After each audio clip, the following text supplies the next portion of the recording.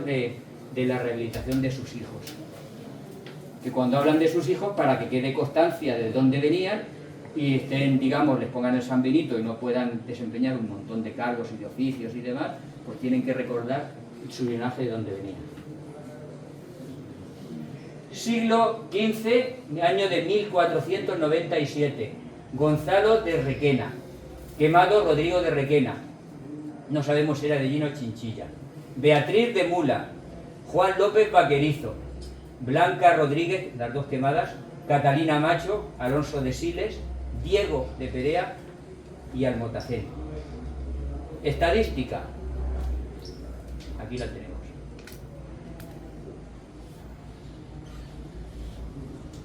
En los primeros 10 años de implantación de la Inquisición en ella. Bueno, el Reino de Murcia, perdón. Pero es que además, ahí no acababa todo, sino que había que rehabilitar y reconciliar a aquellas personas que se habían autoinculpado y que colaboraban con el régimen y con el sistema de la monarquía de los reyes católicos. Entonces a esta gente les pusieron multas, algunas multas pues muy notables. Vamos a ver personas tan ilustres, el antiguo establishment, lo tenemos aquí, de los 8 cargos del concejo, 4 fueron rehabilitados. Alonso Fernández de Alcaraz, peligro. Teniente de alcalde con el marqués de Villena desde 1559 y ahora en 1588 era el alcalde. Tuvo que pagar 15.520 maravedís más 12.600 de su esposa Leonor. Sancho García de Mallorca, de los Zayalí.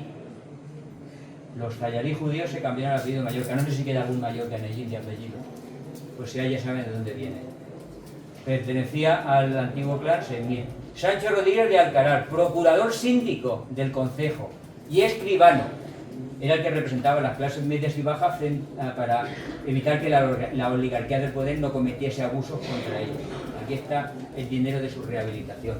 Alonso Fernández, jurado, un cargo nombrado por los hombres buenos de la villa, tal como se hace en Castilla desde el siglo XIII, para velar por los intereses del concejo. 5.760. Un alcalde y 3 cargos municipales eran la mitad de los cargos del concejo. Aquí está la fuente.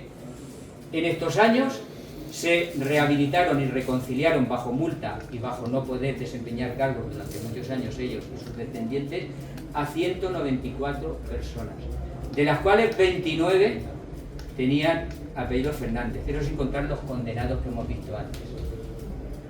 ¿Cuánto dinero se recaudó entre las gentes de Llin para la hacienda del rey y de la reina? 849.609 maravedís recaudados. A los condenados les quitaron sus propiedades y luego me las he encontrado a principios del siglo XVI en un subastero intentando hacer negocio con esas propiedades en el concejo de Murcia. Bueno, un maravedí de esta época era aproximadamente 16 euros. Vamos a multiplicar esto por esto. ¿Cuántos millones de euros nos salen? ¿Cuántos millones de euros nos salen de una población tan pequeña? Bueno, ¿sabéis para dónde fue ese dinero básicamente, sobre todo en los años de 1488, 91 y 89? Se fue para la guerra de Granada.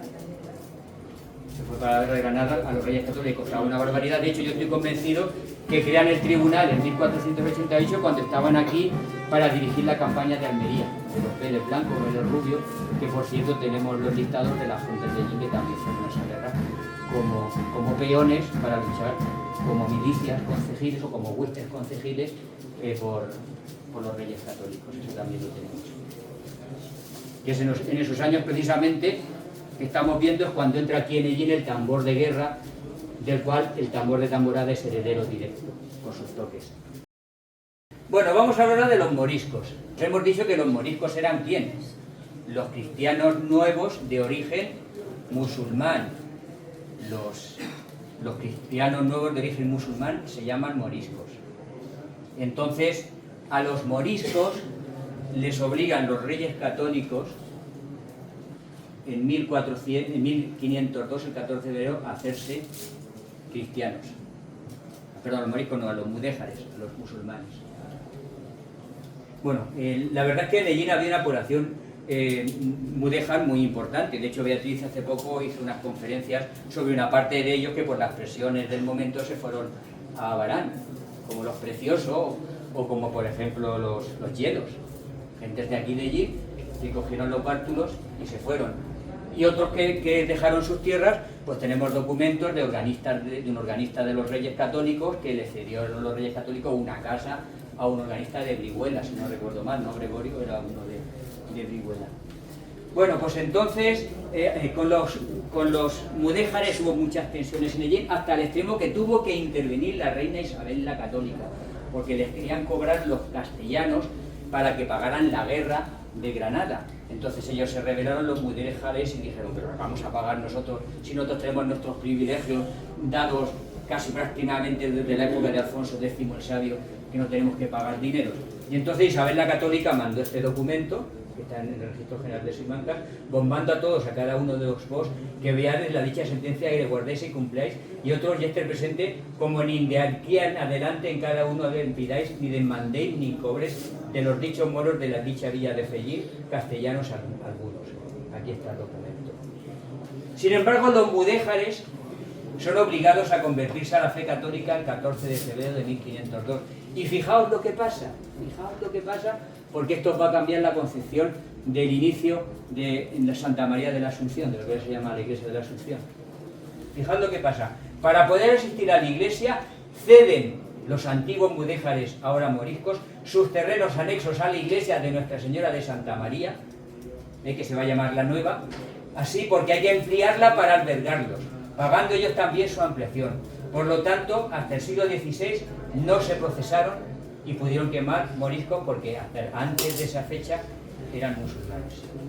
Bueno, aquí tenemos los documentos que hemos encontrado, según los cuales, pues los musulmanes ceden, ya como moriscos, ceden sus taullas para poder hacer la obra de Santa María de dicha iglesia y para poder hacer un retablo y unas campanas. Aquí están los documentos que prueban que esa iglesia es una ampliación, no una construcción nueva.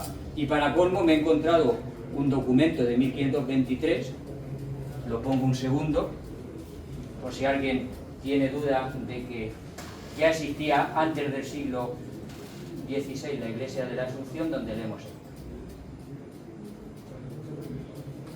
Testamento de Elvira Sánchez de Valcárcel, mujer de Gaspar de Balboa e hija de Diego López de Valcárcel, gobernador de los Vélez.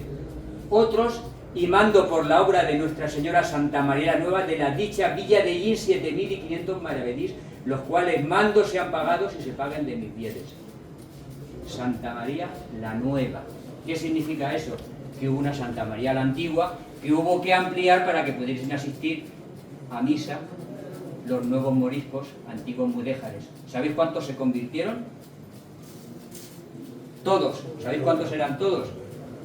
Evidentemente hubo que hacer una iglesia nueva y grande para albergarlos, porque era antigua, se quedó pequeña porque era para los pocos cristianos que había en ese momento, que era aproximadamente la mitad de la población.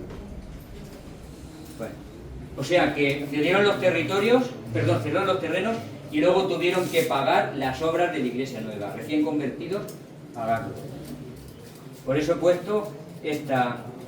hemos visto que el porcentaje de los quemados y de los procesados, el 67% eran mujeres, nos hemos dado cuenta de ese detalle.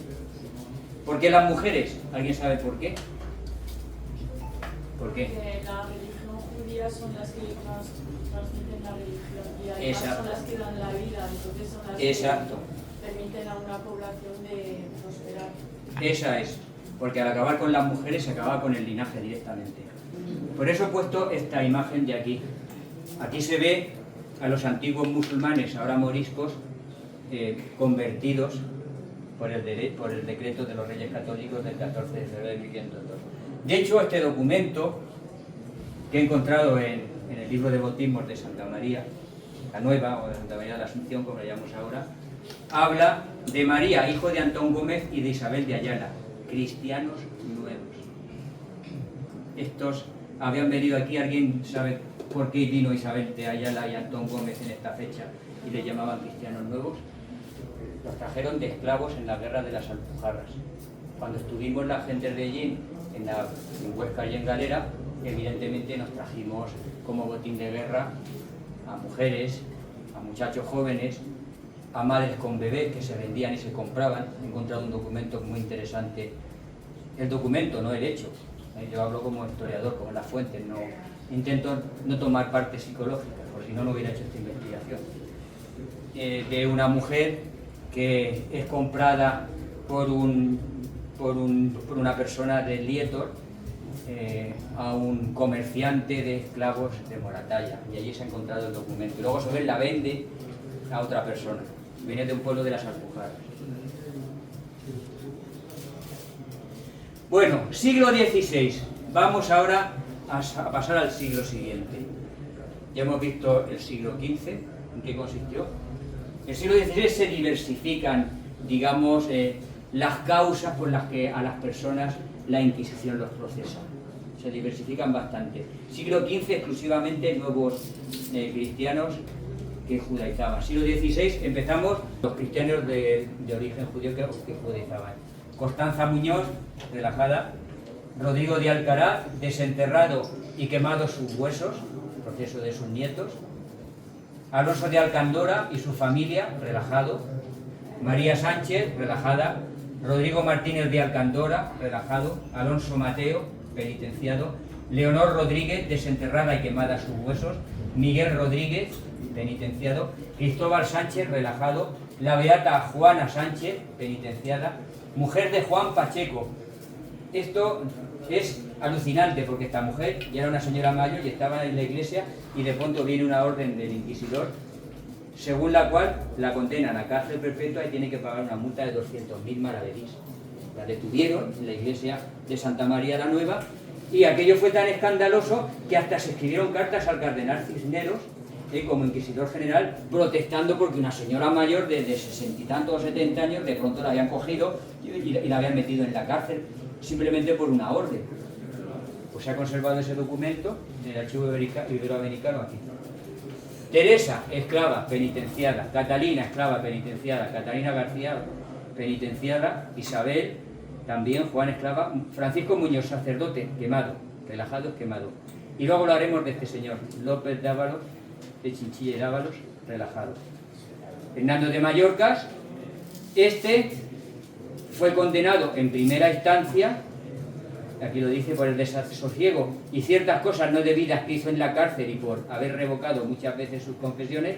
Al principio lo condenaron a 200 azotes y galeras perpetuas,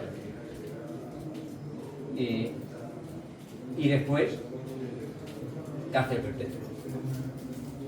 Un nuevo apretón. Fuentes, ¿dónde está sacado esto? Archivo Histórico Nacional, Sección Inquisición, Biblioteca Nacional de España, Díaz Casó y Archivo Iberoamericano. Por ejemplo, esto de que hay aquí, lo he enseñado antes, esto es de la Biblioteca Nacional de España, que es donde viene parte del auto de fe del proceso de López de Chinchilla, del cual luego hablaremos un poco. Dentro de poco hablaremos. Islamitas. A los islamitas o moriscos que islamizaban se les llamaba alarbes. La palabra técnica era alarbe. Aquí lo tenemos, de hecho hay un documento. Isabel, madre de Pedro Mateo, relajada, quemada viva. Francisca Valcárcel, ahora leemos esto, reconciliada. Juan de Montesinos, cristiano nuevo de morisco, reconciliado. Tenía que jurar de leve y pena de misa en sala. Relajada es quemada. ¿Y reconciliada? Reconciliada es que le imponen una pena. Le ponen un San Benito y le imponen una pena. Se ha reconciliado. Porque se ha retractado. Eso es reconciliado. Bueno, pues aquí hubo, para Francisca Valcárcel, fijado, hubo una petición de un Valcárcel, familiar de la Santa Inquisición, para que en el cartelón de San Benito, que estaba colgado en los muros de la iglesia de Santa María, constase que Francisca Valcárcel, mujer de Juan Lorenzo, vecino de Ellín, hereje reconciliado por cosas de la secta de Mahoma, alarbe esclava de Joana Valcárcel, no era de su familia, sino una alarbe esclava que tomó su apellido de quien fue su señor, Juan de Valcárcel. ¿Lo vemos? Por cierto, si alguien quiere saber más sobre familiares del Tribunal de la Inquisición de Murcia en Ellín, ese documento Son más de 400 documentos dentro de eso. Están todos, hay un montón de información, yo no la he visto toda, la he visto por encima, del mundo de la Inquisición, desde 1488 hasta 1833, que es cuando desaparece. Hay cientos de documentos. Bueno, falso testimonio y solicitación ad turpia. Falso testimonio. Evidentemente, los que habían sido condenados o se habían rehabilitado bajo pena de multa, sus descendientes en una o dos generaciones no podían desempeñar ningún tipo de cargos. No sé si eso lo sabemos. No solamente eso, sino que no podían llevar joyas, no podían llevar sedas las mujeres, no podían ser carniceros, no podían ir a las Américas, no podían llevar armas los hombres y pertenecer a las milicias, concejiles. Es decir, eran apestados, por ejemplo, parias, apestados no, vamos a llamarles parias, el último estrato de la sociedad. Y entonces resulta que Alonso Fernández de Peñaranda, que era un hombre de 80 años, pues falsificó los papeles para que su hijo pudiese irse a las Américas. ¿Qué pasó con él? Pues que lo descubrieron todos los que firmaron los documentos, aquí tenemos las penas, y al padre le pusieron una pena de 20 años de cárcel, ya un hombre mayor, de 70 y tantos años. Pues uno de sus hijos, otro Fernández, en vista de la edad del padre, se ofreció a pagar por el padre y permitió la pena del padre al hijo, siendo condenado el hijo a 20 años de cárcel. O sea, pidió al tribunal que fuera a la cárcel en vez del padre, que ya era una persona mayor. Ya no sabemos nada más de estas personas. Solicitación ad turpia. ¿Alguien sabe lo que es esto? Solicitación ad turpia. Estos eran sacerdotes que utilizaban los confesionarios para proponer relaciones sexuales a las mujeres. Esto era solicitación ad turpia. Entonces tenemos aquí el caso de 3 sacerdotes de Jin. Fray Lucas de Santa Cruz, franciscano de San Francisco, solicitó a 5 mujeres, fue condenado a jurar de leve, privando perpetuamente del sacramento de la penitencia, desterrado de Jin por 10 años y recluido durante 2 años en una celda de San Ginés de la Jara, en el monasterio franciscano de Venecia. Fray Sebastián Delgado, 1585. Solicitó a 2 mujeres, pero su causa fue suspendida. Pedro Sánchez solicitó a 2 mujeres, 10 años de reclusión y privado del sacramento de la penitencia. Seguimos. Fornicarios. ¿Qué puede ser fornicarios? Fornicarios eran especialmente las mujeres que pensaban que, como no estaban casadas, podían mantener relaciones sexuales con quien quisieran. Y que eso no era delito de herejía. No era delito de herejía. Ellas pensaban que podían hacer lo que quisieran con su cuerpo. Y hubo el caso de una que se llamaba Catalina de Medina, que había mantenido relaciones sexuales con mucha gente de allí.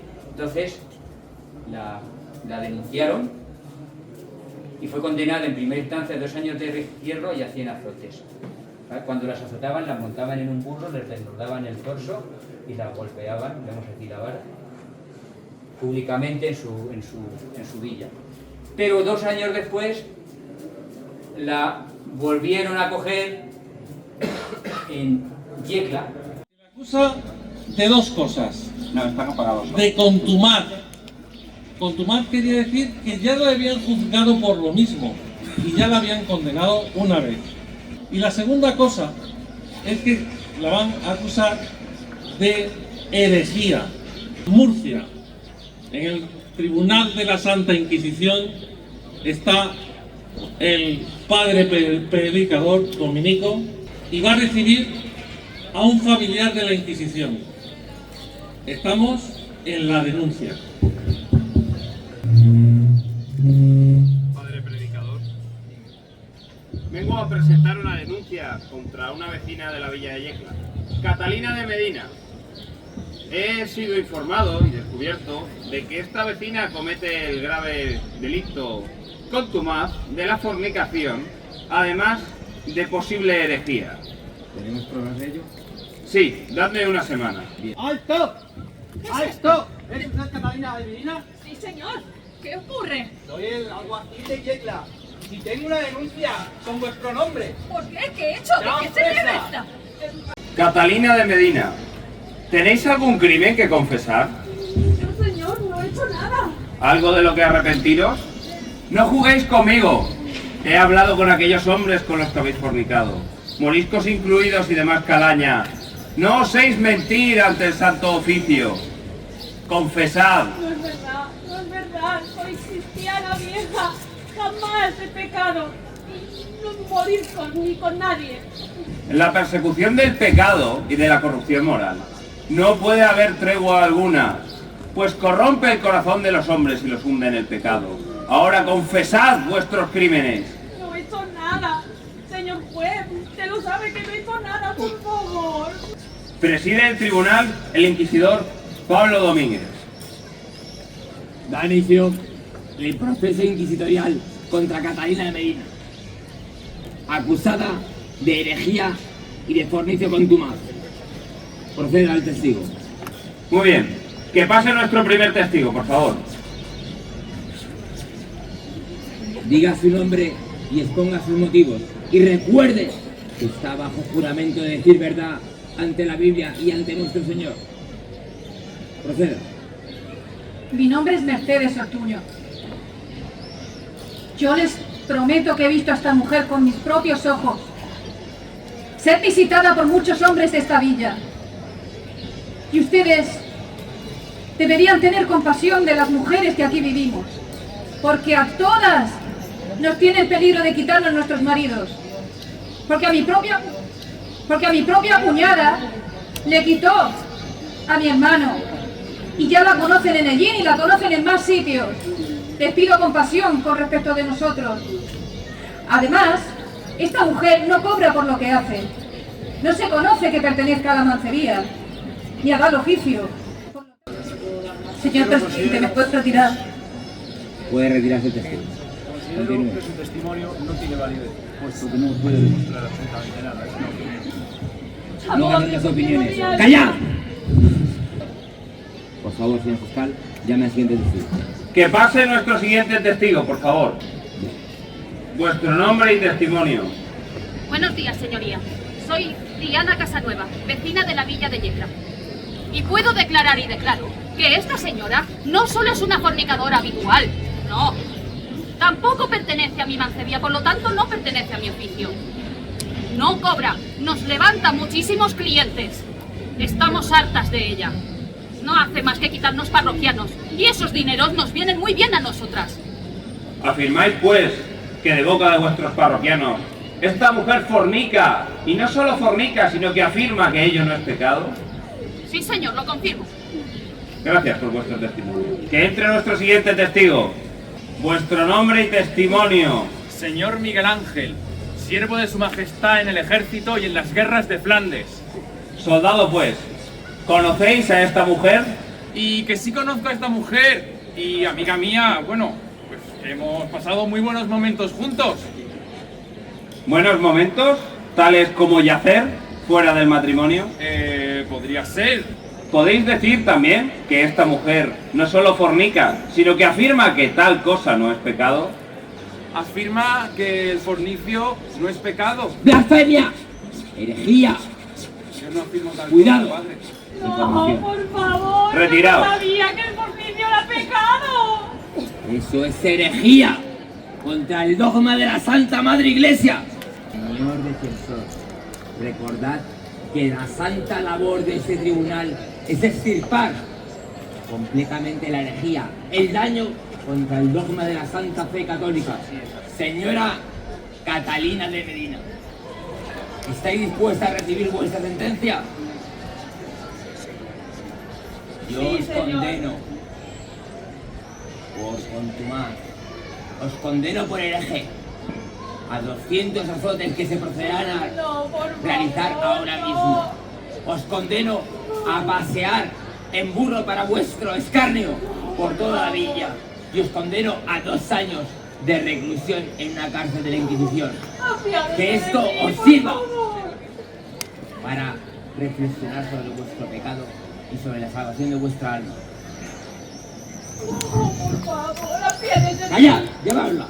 Por favor, ayuda. Si ustedes ven, Catalina de Medina, vecina de Yecla, tal día como hoy, donde se celebró el juicio, fue condenada a 200 azotes y a cárcel de 2 años, no por acostarse con hombres, sino por haber dicho que eso no era malo, en contra de la doctrina de la Santa Madre Iglesia, cosa que ya había hecho en ella. Esa es su condena, por herejía y por contumaz. Blasfemia e irreverentes. Pedro Moreno, 100 azotes por reírse de las campanas. 1573. Blasfemia, Isabel García, soga mordaza y 100 azotes. Juan Montesinos, que también había sido condenado por islamita, que lo hemos visto antes, reprendido. Egidio Fenollés, reclusión perpetua. Quiteria Martínez, negaba la existencia de Dios. Y el caso para mí más interesante, Francisco Maestre, porque aquí está la primera referencia real que yo he encontrado a la aparición de la cofradía de Nuestra Señora del Rosario en Ellín. La primera referencia real, no lo que pensamos que la interpretación incorrecta de las relaciones topográficas de Felipe II, que habla de la ermita del Rosell y de su cofradía, que nada tiene que ver con el Rosario. Eso es una interpretación absolutamente errónea, entre otras cosas porque en 1576 todavía no existía la cofradía de Nuestra Señora del Rosario. Pues a Francisco de Maestre, que era un labrador de allí, lo nombra el mayordomo de la cofradía de Nuestra Señora del Rosario. Al llevársele a su casa las insignias, cetro, pendón y cera, no la quiso recibir, despotricando además contra la imagen de la Virgen y diciendo que todo era hediondez y basura. Tan solo fue reprendido y advertido y multado con 2000 maravedís. Archivo Histórico Nacional, Inquisición 2022/24. Esto lo he tomado, no he visto el documento, lo he tomado del libro de Blasper Miguel. Hay que tener en cuenta que las investigaciones que han hecho estos historiadores es absurdo volver a repetirlas, porque cuando yo he hecho algo me he encontrado que efectivamente las fuentes que ellos citan que son las que citan. Entonces no se puede, para hacer una investigación, volver atrás y volver a repetirlo todo, así no avanzaría la ciencia de la historia. Seguimos. Mal proselitismo entre estudiantes, Gregorio Bernardo del Escano. Vígamos, Juan Note Pasayal, asuelto. Benito Collado, sastre, 200 azotes y 2 años de retiro. Este caso me resultó muy interesante, el matrimonio entre 2 primos, Martín Llorente y Leonor Pérez, que eran tercer grado de consanguinidad. Pues se podían casar siempre y cuando contribuyesen a la bula de la Santa Cruzada. ¿Alguien sabe lo que es la bula de la Santa Cruzada?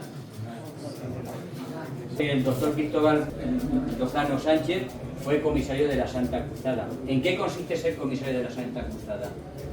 Era el cargo para recaudar impuestos para la guerra contra los turcos o contra las guerras del norte de África de Norán. Y para ese tipo de guerras había un impuesto especial que se llamaba bula de la Santa Cruzada. Se pagaba un dinero y entonces todos los años se renovaba y con eso se financiaban las guerras de la corona contra los musulmanes. Bueno, pues en este caso, si tú eras primo y pagabas una buena cantidad en la bula de la Santa Cruzada, hay un documento del 13 de mayo de 1918 según el cual pues, puedes casarte con tu primo, pagando. Son una serie de casos que me he encontrado sueltos en una de las visitas del inquisidor Luis Gutiérrez Serrano allí en principio de 1587. Es posible que algunos de estos casos sean anteriores a la fecha de 1587. Francisco Rodríguez Monsalvo no iba a misa. Luis Torrente portaba armas porque no podía porque era nieto de Quemado, de Relajado. Juan Navarro, igual, Dioniso Lorente también era descendiente de Quemado, igual que probablemente su hermano. Isabel Ruiz y su hermana vestían seda, tampoco podían llevar ese tipo de ropa por ser descendientes. Antonio Gallego, Vígamo, Martín de Monsalvo, supersticioso. Giner de Boluda, no es músico, descendiente de Relajados. Luis García Morisco, que era islamita de la secta de Mahoma. Y Gonzalo Fernández, sospechoso de judaizar.